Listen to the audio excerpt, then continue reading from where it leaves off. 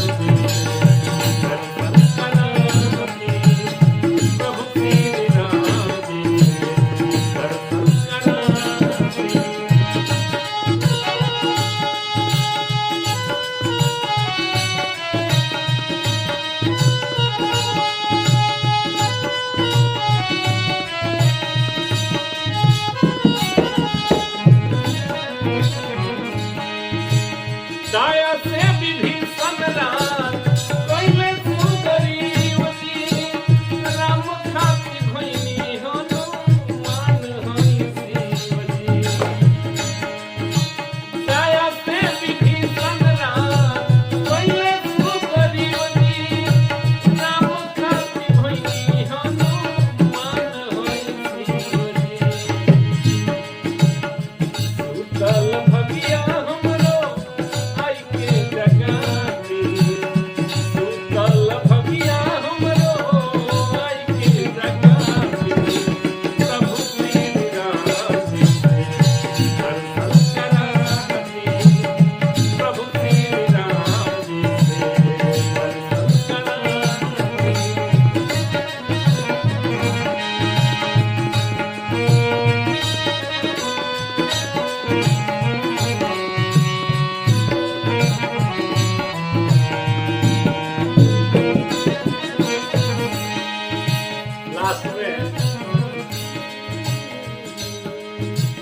कपट कुचाल काने मिया समारी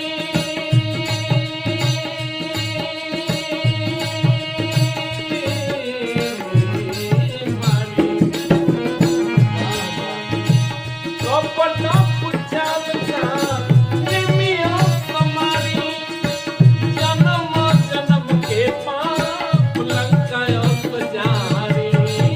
जन्म जन्म के पाप